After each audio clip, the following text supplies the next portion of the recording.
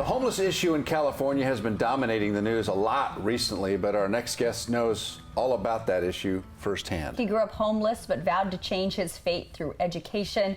Welcome our friend Michael Gaulden. Hi Michael, how are you? Nice to see you again. Well, nice to see you. Just so our viewers know, we've talked before, and we've chronicled your amazing life and what you've gone through. Let's talk about what's happening right now to you, because we'll get into the story in a minute. But what are you doing right now? Well, right now I lead an organization called creatingfirstimpressions.org. Creating First Impressions. Right, we teach homeless youth and foster care youth, at-risk disadvantaged youth.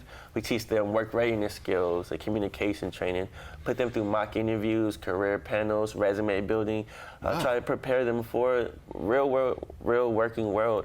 And then also teach them communication skills, to look people in the eye, to shake hands, and be present in the room and build that confidence so they can succeed. Why do they need that?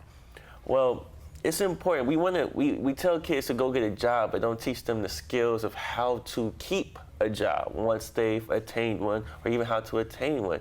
And say for our demographic, college may not be what's next, right? So you need to find income, and so we try to prepare them and give them the skill sets that they need in order to. As I'm sitting here watching, I'm just amazed, because let's go back now, because you started your life and you had big dreams and things went wrong. Tell me when it went wrong and what happened to you.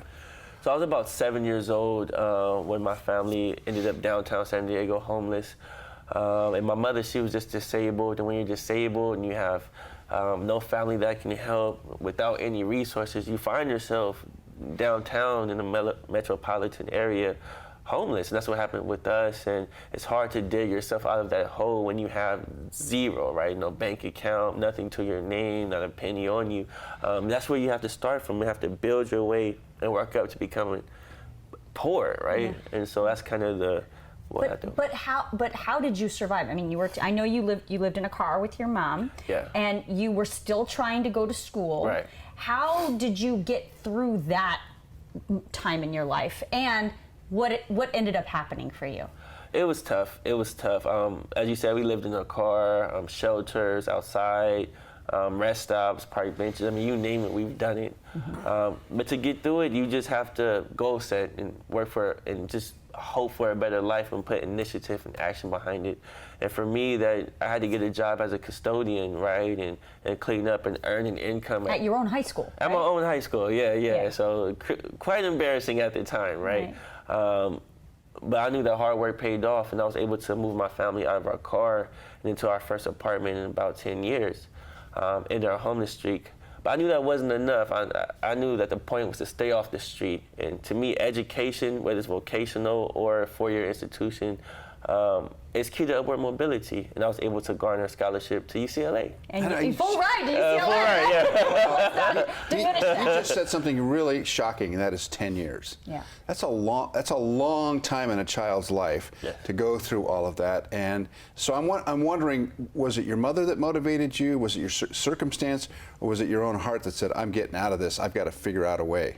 I believe a big part of it was initiative, but my mother was a big motivation factor in my life. She believed in me before I even believed in myself. I mean, there's a time I was starving, I was out of school, just displaced, and I had gotten jumped because you're out there among just bad people, right? And so, I was almost killed, and so I was at a park with nothing to do, nowhere to go, crying, right? As a young man, it's tough when you're in the park, you're crying, you must be really hurt.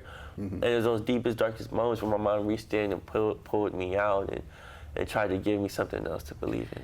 Wow. As you are now kind of an adult, and you've been through what you've been through, and you've found a way out through education, and you're doing great things for other homeless kids, which is awesome.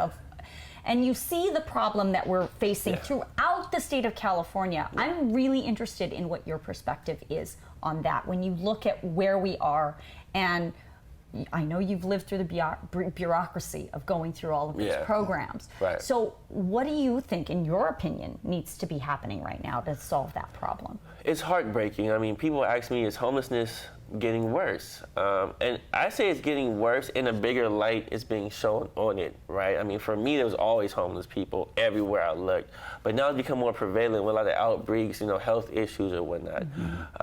I say resources, need to be given to, because about 40% of the homeless is families, right? You have domestic violence victims, abuse victims, unaccompanied minors, all who just searching for a way out instead of that vagabond you see swearing on the street. Give them resources. We need to house them, but we have to teach them how to maintain a house, right?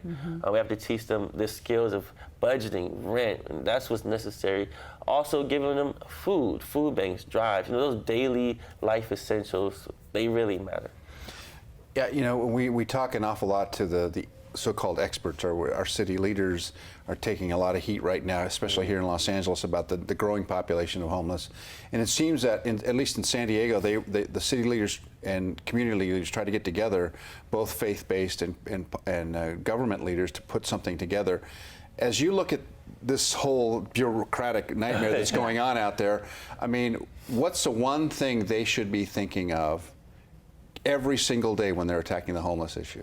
The kids, the families, right? You don't see the kindergartens out there in those tents. That doesn't really make. You're right, we don't. It doesn't make the right, news, yeah. But it happens. But it happens, and it's more prevalent than you might think. Like, think about the kids that are affected by these policies. You're gonna throw a 12-year-old or 11-year-old in a tent, or are you just gonna say get in the house? A lot of these kids, like when the family dynamic breaks apart when you're on the street, that's how most unaccompanied minors happen, right? Then the father goes here and the mothers go here. Think about that when you're thinking about these homeless policies, right? A lot of these homeless policies are geared towards that vagabond on the street. Oh, he doesn't want help. He wants to be out here. But look at everyone who does want help, right? Look at the mothers, the single mothers, the single fathers. Yeah. I've watched people die out there. Think about these things when you're making policies. These are actual lives. They're not statistics. Right. They're people.